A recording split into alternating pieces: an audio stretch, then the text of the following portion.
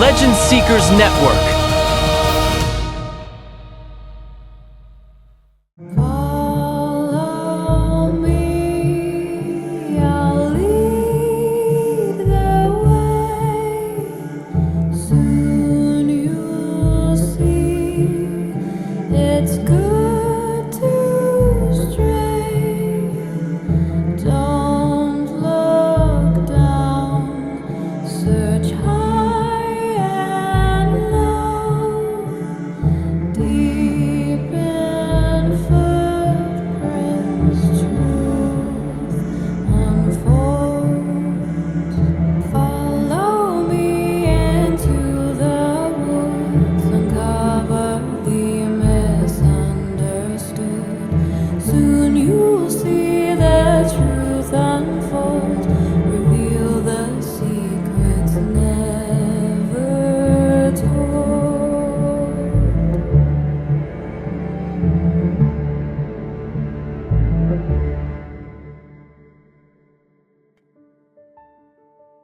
Dartmoor, an ancient land of mist, myth, and mystery.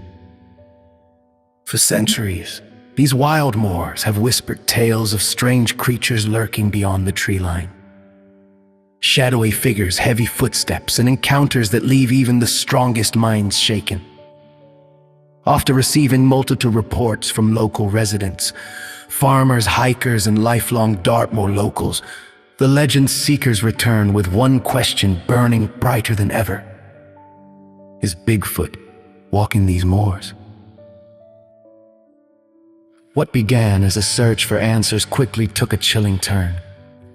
During a solitary expedition deep into the heart of Dartmoor, RPG experienced something he still struggles to explain. A presence, a sound that didn't belong, and a moment that defies logic, time, and reason. Whatever RPG encountered out there wasn't just strange. It was intelligent. And it was watching. With the team shaken but more determined than ever, a bold decision is made. Gwen and Chris are sent back into the forest, back to the place where legends refuse to die. Westman's Wood. A twisted ancient woodland steeped in folklore, a place locals avoid, a place where daylight feels unwelcome, and the silence presses in from all sides.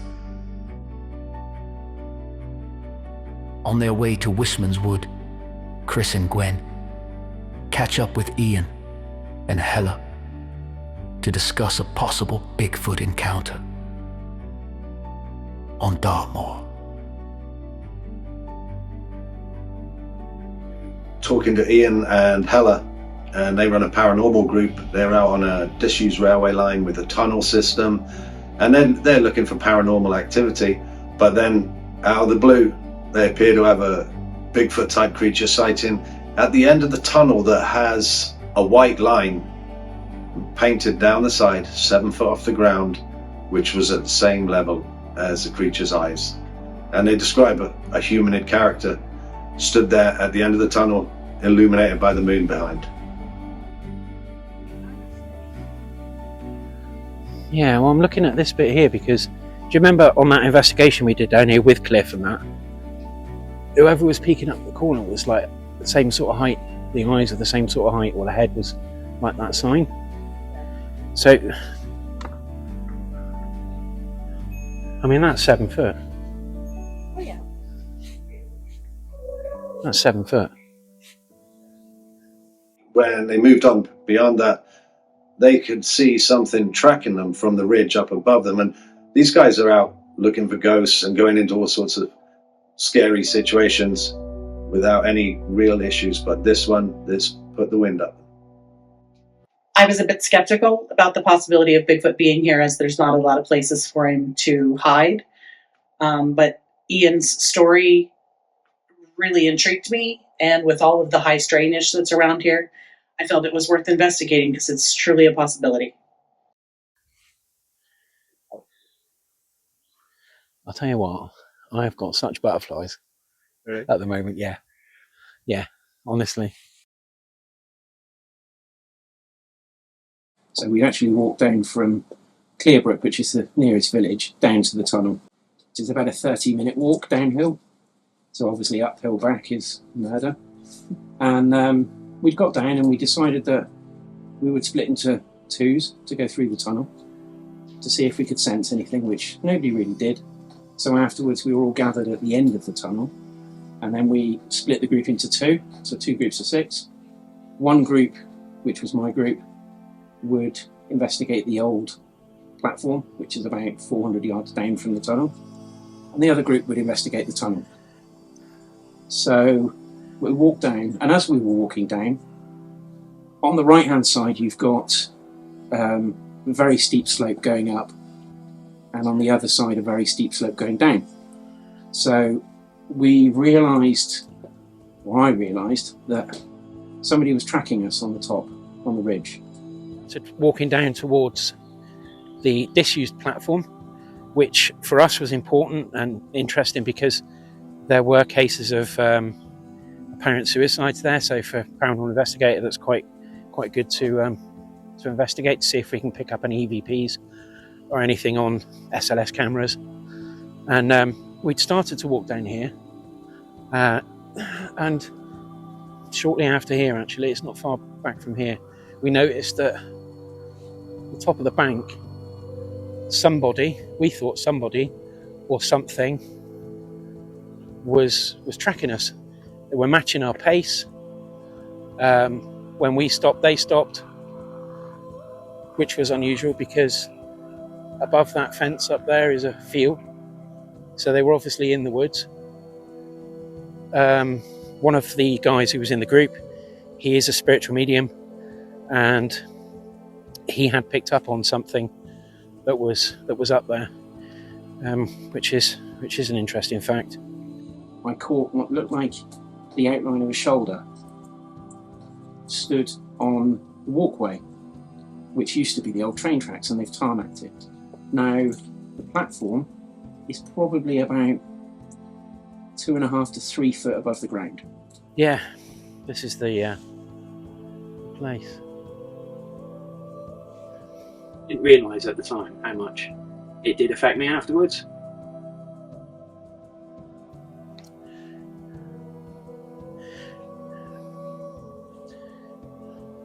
If we move down towards the bridge, because that's, I think, just over halfway.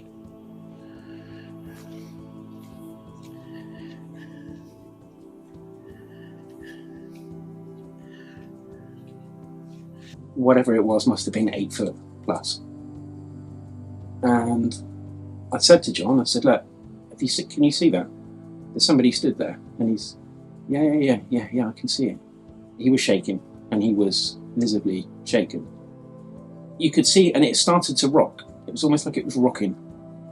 And we started to take steps backwards because I didn't want to turn around and walk away. It was literally, I'm not putting my back to this thing.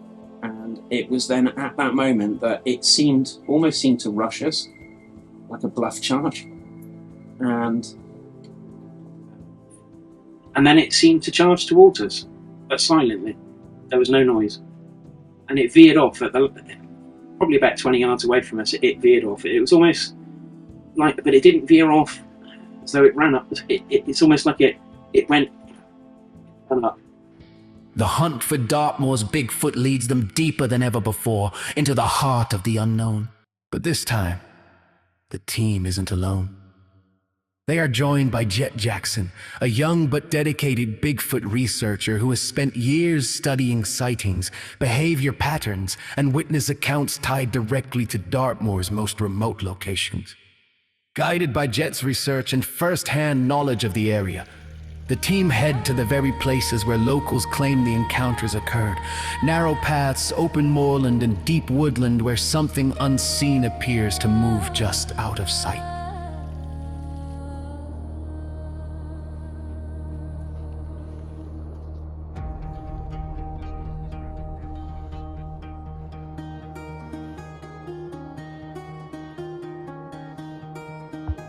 Fog on the torch, lanterns in our hands, boots Footprints in the heather, maps drawn in the sand, old stones humming, names carved in the bark. We chase a campfire story through the belly of the dark. We are the legend seekers, out where the wild winds roar, calling his name in the night. Bigfoot on the bones of Dartmoor, footsteps, our feet breathing. All of it blurs into lore.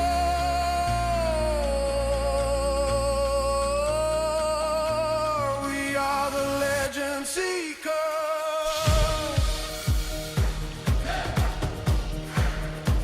Leave what we were at the gate of the moon.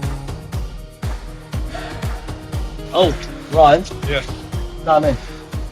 Nice path. I've seen quite a lot of kids.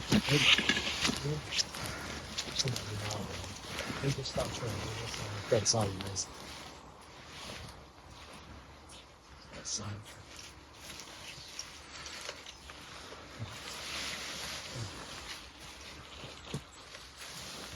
Everything's dripping with moss. In Florida, we have something called Spanish moss that hangs from the trees. It's beautiful, but it's like a gray color. This green is, it's like old man's beard.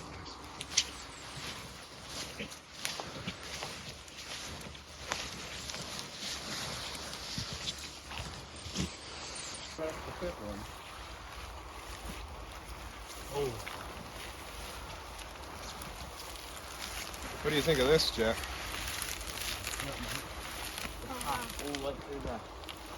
Yeah, we're on to something, some kind of game trail or a Shetland pony, you know, sleepover spot. Yeah, no, but then that's like 3.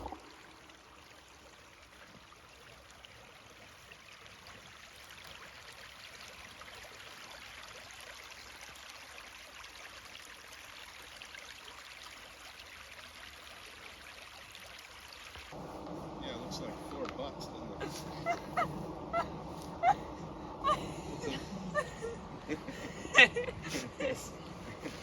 You're not having fun unless you're miserable, right? This is the thing people don't understand about going out and looking for cryptids and stuff, is that it is not always comfortable. So boys, what are your thoughts? And even if you think, it's nothing. There's some. All I can say is there was something lying down there. What do you think, Jack? I think it's probably UFOs.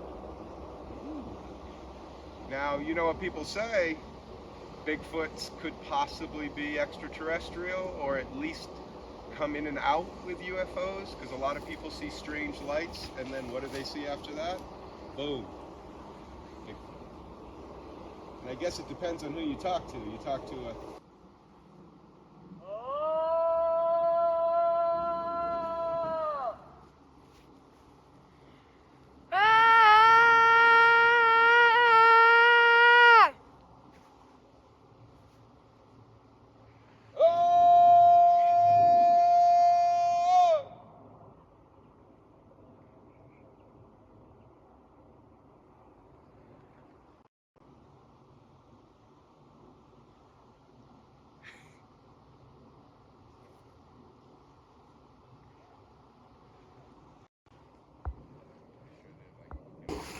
Hang on.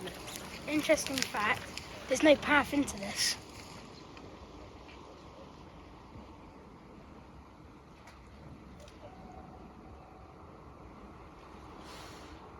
Forward to this one. That looks like a footprint. Yeah, and point to it and say, can you see the toes? You what? Yeah. But let's address it. You address it, you know. And then walk over to that, the one in front of there. That one there's got the most definition. See, I would argue that. I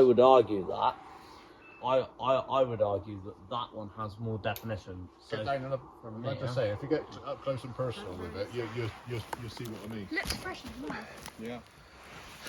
So just Let your dad get some close-ups and really analyze. Then we're gonna have to get your foot near it, your hand. Fumble twigs. That one looks more booty almost. Yeah, that. See, Whatever it is ran through there. Yeah. So those are really like it interesting. followed Those this look trail. like, that looks like toes to me. and this moss here. Now the problem, so Jet, you're about to step it, mate. So just then going there is snapped branches, and now I'm looking all through there is snapped. And it looks fresh, and it's kind of, so either somebody with very large bare feet ran through here. I don't want to spot. Yeah, I know how to spot.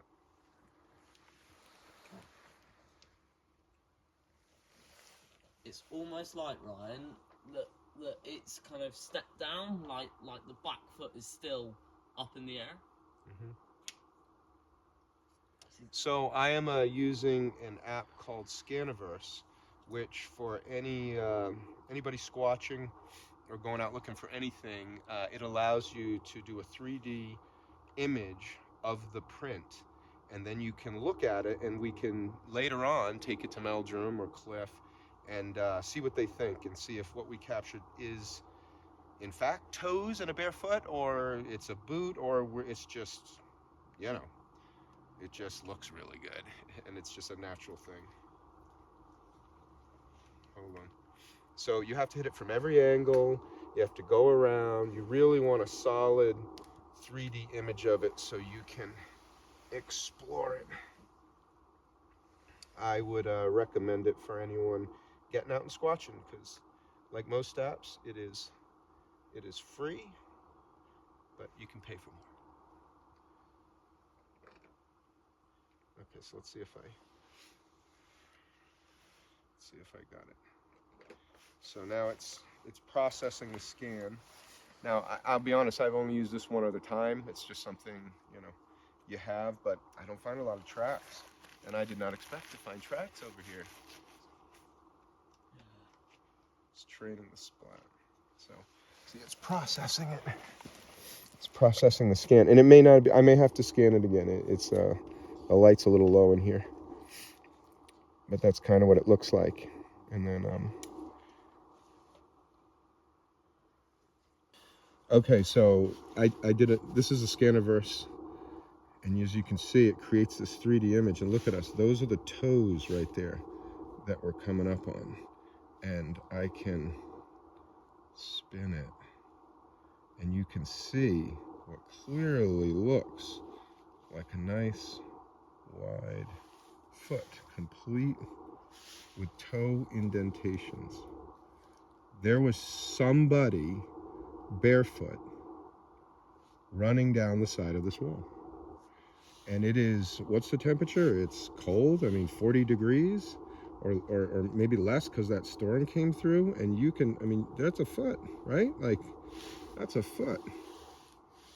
And it is wide there. Now, it still could be a barefoot human foot, but it's got nice thickness like a Bigfoot and nice big toes. So I think the next step is we have somebody who really knows their footprints take a look at it and tell us what we got. But it's really interesting. So, I've done a lot of squatching, but I haven't found very many things that I would consider to be like a solid track. From this angle, in this light, that's the best possible track I've ever seen. I see toes from here, and it's fat. It is like wide, and there is a trackway going down.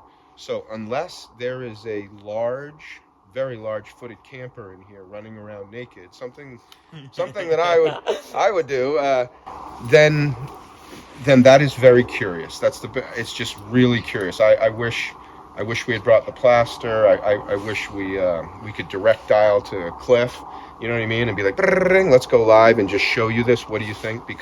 Or Meldrum, because it's really curious. That's yeah. I don't know what to say. It's interesting. And consider we found a possible bedding site, and we have the fences there, so we know there's no horses in here or ponies. So what was that? And there's no tracks leading in or out, which is very squatchy. You have game trails coming in. You have someone doing stick structures. You have... You're calling Meldrum. There's no way you get Meldrum here. You'd have to FaceTime him. You'd have to FaceTime him. Oh, so I hear you got something on your mind yet. I feel like some people just say they can use like their cell phones and that just to capture Bigfoot, but he could be camouflaged in the bushes and that was snowing. Yeah, it'd be hard to see him, right? Yeah. So, well, how do we prove that it's hard to see? We could use my ghillie suit I have. Of course, yeah. Cool piece of gear, mate. I'm gonna put it on, and you guys are gonna walk around and see if you can try and find us. Okay. And we're gonna prove that it is difficult, and not everybody can just spot it, right? That's genius. Okay. Yeah. Right. I want you to put that on so I can laugh, and then I guarantee I will capture a photo. I bet you we don't find them. Okay. 50-50. 50-50. You buy dinner now. This one.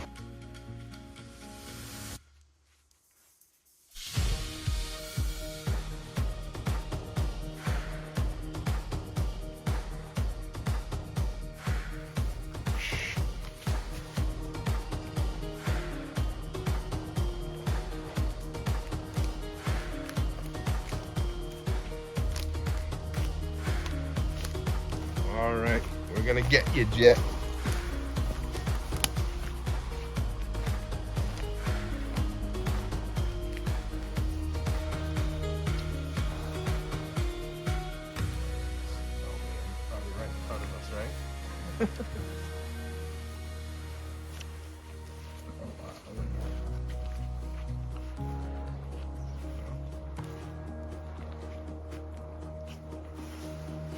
What's crazy is we asked Jet to hide in this general area. We just did a survey of it. We can't see him at all. And he's somewhere right here, which is incredible. So we're going to keep looking. But dang you, Jet, you were right.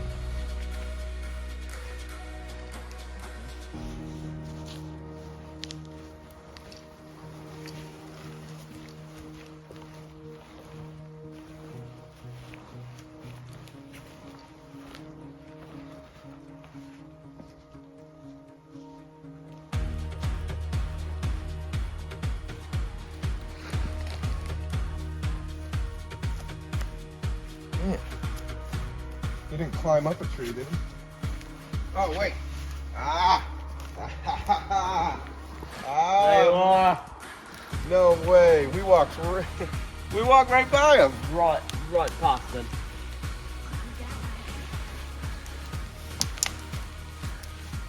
We walked right by him. That's just that's incredible. Jet, so what do you think? You think it worked? You think it proved anything? Yeah, I don't know how Bigfoot tries not to laugh though. Yeah. Because we walked all the way down there. He went behind me as well. That was just funny. You walked right by him. I at least was over there looking. I stepped over here. I stepped here, and I was looking like that, not thinking to look there. Didn't I walk in here, Jet? Yeah. And I walked We round. walked in through this way. That's just crazy though. That's funny. I walked round this tree and out this way, and I didn't see you there. So, Jet, what do you have to say to people that say anybody could find Bigfoot? Like, I don't understand why people don't find it. And we had our cameras out, and we were looking for you. It's not like we were hikers just on a hike. You know what I mean? What do you have to say? You people don't know anything? No. Keep your eyes peeled, maybe, and the cameras don't always catch everything. So. Okay, so you may have noticed Jet's already embarrassed us with his ghillie suit. So Me now, you, I don't know. You walked right by him. I went that way. But so we're gonna try another experiment because that's him just standing still. Now, can we capture him in motion running, and we're going to do the thing. So Daniel will have his phone. We're just going to be here. He'll have it even in his hand. We'll have it in your hand. But can he get it out in time, get it up, and shoot it before Jet's gone? So do you think we're going to be embarrassed again, or do you think we got him this time? I think we got him. I think you're going to get embarrassed again. It's the second experiment. Let's see if they can catch me running across the trail. Your phone's out. We're not. Okay, so. Shot one shot. So what did you get? Did you get it? All right, so. Did you catch him at all? Might have been just right. I don't see him. He's gone. So in our first take, all we didn't try to shoot video, Patterson Gimlin film. We just tried to get a photo of Jet. And did we? Embarrassed. Told ya.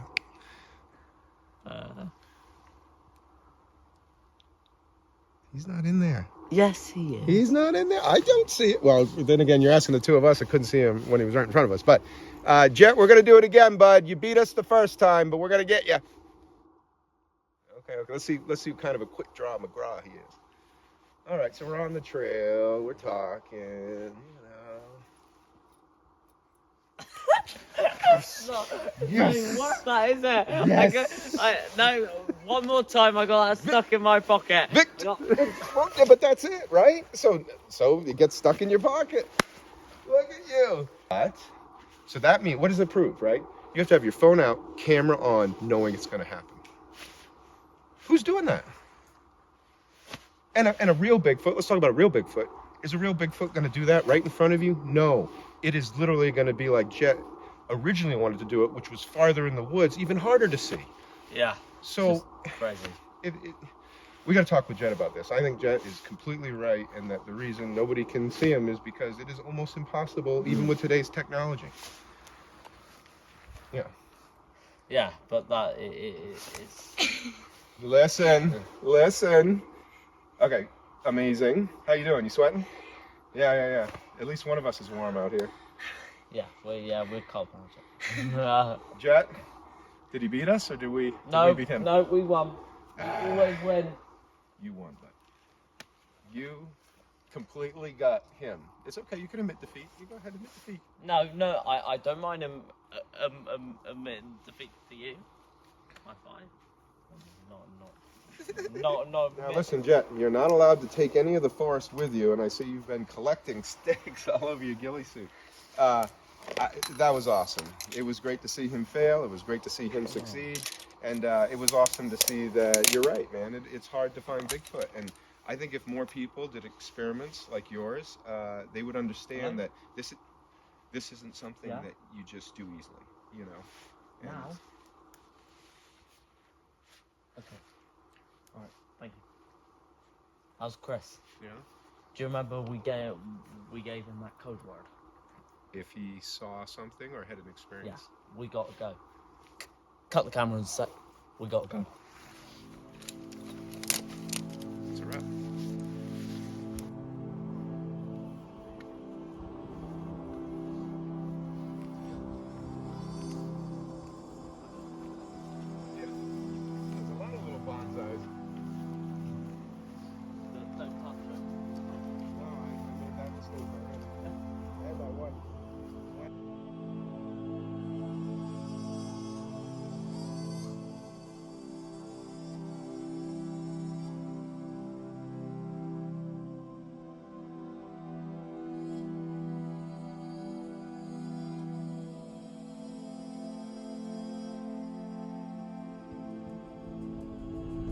We went in and we're standing there for just a few minutes, and that's when it started.